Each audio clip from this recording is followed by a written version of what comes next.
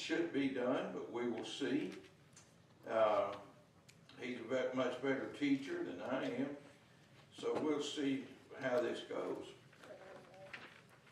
But we're looking this morning at the Gospel of Matthew, and he has the title, Behold Your King, which is good. And we're looking at chapter 9 this morning. So I'm going to read chapter 9, verse 1, down through verse 9, and that will help us set the stage for the lesson this morning. In chapter 9, verse 1, and he entered into the ship and passed over, and came into his own city. And behold, they brought unto him, or brought up to him, a man sick of the palsy, lying on a bed. And Jesus, seeing their faith, said unto the sick of the palsy, Son, be of good cheer. Thy sins be forgiven thee. And behold, certain of the scribes said within themselves, This man blasphemeth.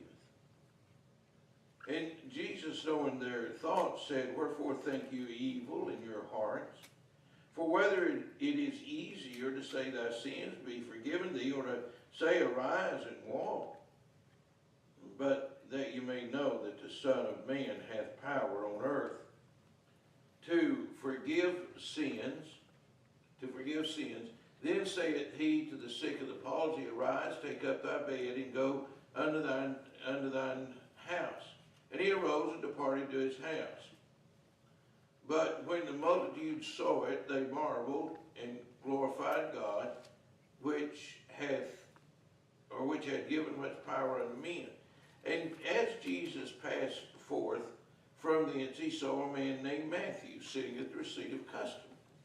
And he said unto him, Follow me. And he arose and followed him. Now, I hope you'll pardon me this morning. When I left home this morning, I picked up one set of glasses and left another one on my desk, and I'm not sure I got the right one. So we'll go through this morning. But we see here there is a general outline of, I'm got to be on, right? Got to be on, yes, sir. That makes a big difference.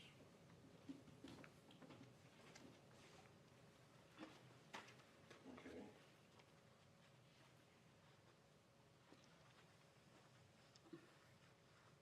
Well, maybe Brother Donnie's not the only one that's trouble with this.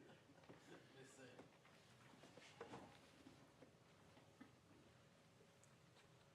Side button is the on button. Who knows? It's on this out. All right, let's look at just a general outline of the Gospel of Matthew so far. In chapter 1, we see the birth of the King.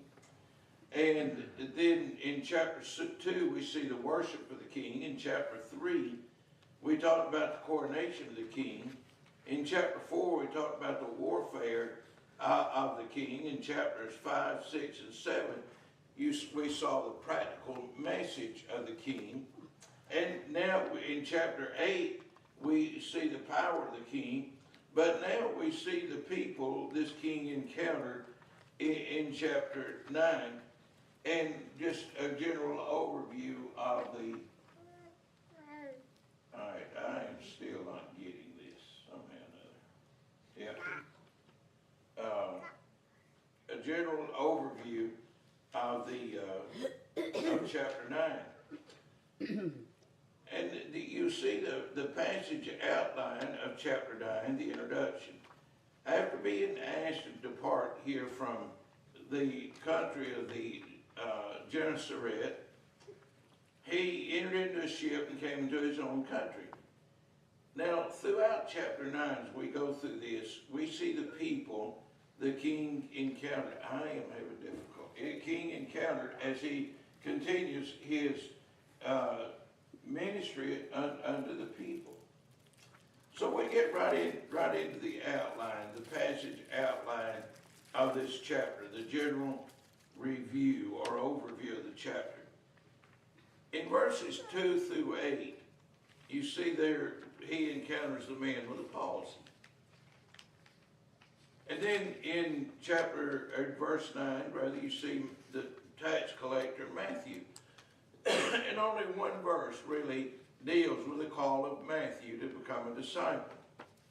Then in verses 10 through 13, you see the publicans and the sinners, or the Republicans and the Democrats, or which way you want to put it. Then in verses 14 through 17, you see the disciples of John, his interaction, his with them. In verse 18 and 19, we're introduced first to Jairus. And then you have those intermediate verses where he deals with the woman with the issue of blood. And then in verses, he goes on down to verses 23 through 26, he's dealing again with the daughter of Jairus. In verses 20 through 22, the woman with the issue of blood. In verses 27 through 31, you see the two blind men that he encounters. And then in verses 32 through 35, we see his encounter with the dumb man, or the man who could not speak, and had a devil, or had a demon. And then in the last part of the chapter, we see the multitude without a shepherd. All right. Don't worry about it. I've been trying to do it for you, but something just happened to the computer. I'm trying to get it. Okay. So, I know it's going to be a little difficult. You're used to Brother Donnie's timing and rhythm here, but let me just start here. About the people this king encounters. In verses 2 through 8, he encounters a man that's sick with a palsy. Now, one thing, I can't even pretend to know which direction Brother Donnie would go with this, but in Scripture, when you see Christ encounter anyone with a sickness, and he heals them, you need to understand, and I think you do, that when Christ heals someone, he didn't heal them physically to die lost. He saves them. Yeah. And that's part of it. But also, there is a picture there of every one of us in some way, of the world that we live in, and what Christ does for us. So look at it in verse 2. It said, "Behold, they brought unto him a man sick of the palsy."